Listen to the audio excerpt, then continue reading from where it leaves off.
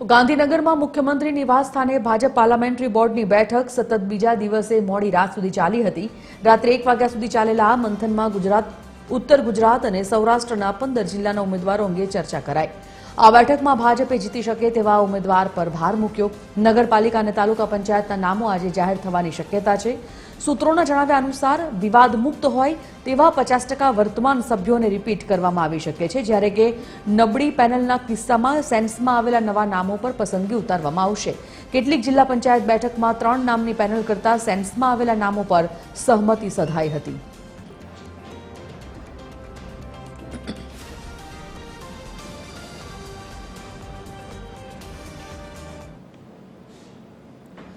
વડોદરામાં ભાજપ ઉમેદવારોના નામોને લઈને ઉત્સુકતા છે। કોનું પત્તું કપાશે અને કોને મળશે ટિકિટ તેને લઈને પણ ચર્ચા ચારેકોર ચાલી રહી છે। એવામાં ભાજપ કોને આપશે ટિકિટ, સંભવિતોને ડોક્યુમેન્ટ્સ તૈયાર રાખવા માટે ખાનગી સૂચના પણ આપવામાં આવી છે।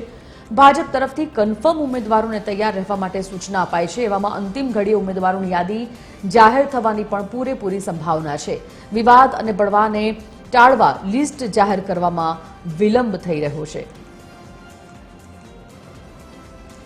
તો ભાજપ તરફથી કન્ફર્મ ઉમેદવારોને તૈયાર રહેવા માટે અંદરખાને સૂચન કરવામાં આવ્યું હોવાના સમાચાર। બસ યાદી જાહેર થવાની રાહ સૌ કોઈ જોઈ રહ્યા છે। વિવાદ અને બળવાને ટાળવા માટે અત્યારે કોઈપણ પ્રકારની જાહેરાત માટે વિલંબ થઈ રહ્યો છે। તો આ તરફ કોનું પત્તું કપાશે અને કોને ટિકિટ મળશે તેને લઈને પણ ચર્ચા અત્યારે જોરશોરથી ચાલી રહી છે। ચોરે ને ચોટે એક જ ચર્ચા છે, ભાજપ કોને આપશે ટિકિટ। સૌ કોઈ પોતાની જાતને લઈને આશાસ્પદ જોવામાં મળી રહ્યા છે। સંભવિતોને ડોક્યુમેન્ટ્સ રેડી રાખવા માટે પણ અંદરખાને સૂચન કરવામાં આવ્યું છે। તો અંતિમ ઘડીએ ઉમેદવારોની યાદી જાહેર થવાની પૂરેપૂરી સંભાવના છે। આ તરફ ભાજપની યાદી હવે જાહેર થવાની બસ ઘડીઓ ગણાઈ રહી છે। એવામાં કોનું નામ સામે આવશે, લિસ્ટમાં કોનું નામ હશે, કોનું પત્તું કપાશે તે તમામ મુદ્દાઓ પર હવે ધીમે ધીમે ચિત્ર ક્લિયર થઈ જશે। દરેક લોકોના મુખે એક જ ચર્ચા છે કે આ વખતે ભાજપ કોના પર પસંદગીનો કળશ ઢોળે છે। Associate editor Amit Thakor live જોડાઈ ગયા છે। અમિત પાસેથી જાણીએ વિગત। અમિત, આ વખતે યાદી જાહેર કરવામાં થોડો વિલંબ થઈ રહ્યો છે, પરંતુ સૌના મોઢે એક ચર્ચા છે કે આ વખતે કોના પર પસંદગી ઉતારવામાં આવશે। ખાસ કરીને જે લોકો આશાસ્પદ છે અથવા તો એવું કહેવાય છે કે જે લોકો પર ભાજપે પોતાની પસંદગી ઢોળી છે તેમને અંદરખાને ડોક્યુમેન્ટ્સ તૈયાર રાખવા માટે જરૂરી સૂચનો પણ કરી દેવામાં આવ્યા છે। તો ક્યાં સુધીમાં યાદી જાહેર થવાની સંભાવના?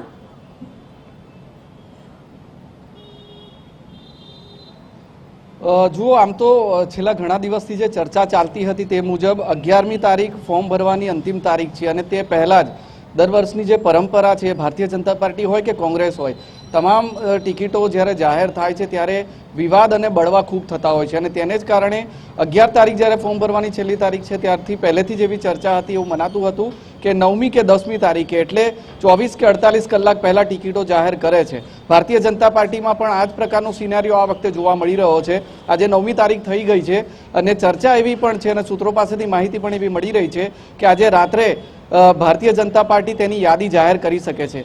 કાં તો એક સાથે જાહેર કરી શકે છે અથવા તો પછી આજે અને આવતીકાલે આમ 2 તબક્કામાં 2 ભાગમાં ભારતીય જનતા પાર્ટી પોતાની યાદી જાહેર કરી શકે છે। પરંતુ આ તમામ વચ્ચે જે સૂત્રો પાસેથી માહિતી મળી રહી છે તે મુજબ વડોદરામાં કેટલાક સંભવિત ઉમેદવારો કે જેમનું નામ કન્ફર્મ છે, જેમને ટિકિટ મળવાની શક્યતા છે, તેમને ભારતીય જનતા પાર્ટીના મોવડી મંડળ તરફથી ખાનગીમાં આદેશ આપી દેવામાં આવ્યા છે કે તેમના તમામ જે ડોક્યુમેન્ટ્સ છે પીસીસી સહિતના તે તૈયાર રાખે, જેથી કરીને છેલ્લી ઘડીએ જ્યારે ફોર્મ ભરવાનું થાય ત્યારે કોઈ ડોક્યુમેન્ટ્સના કારણે તેમનું ફોર્મ રદ ન થાય। અને એટલા માટે જ ભારતીય જનતા પાર્ટીમાં ટિકિટને લઈને વિલંબ થઈ રહ્યો છે। પરંતુ અત્યાર સુધીના સૌથી મહત્વના સમાચાર એ છે કે જે કન્ફર્મ નામો છે, જેમને પાર્ટી ટિકિટ આ વખતે આપવાની છે, નક્કી થઈ ગયું છે, વડોદરા શહેરથી લઈને પ્રદેશ મોવડી મંડળ સુધી એ તમામને ખાનગીમાં કહી દેવામાં આવ્યું છે કે પોતાના તમામ જે ડોક્યુમેન્ટ્સ છે, દસ્તાવેજો, પુરાવા છે એ તમામ તૈયાર રાખે, જે ફોર્મ ભરવા માટે જરૂરી છે।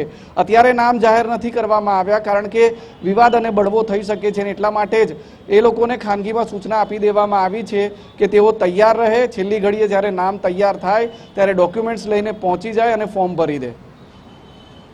ધન્યવાદ અમિતા સમગ્ર જાણકારી બાબતે।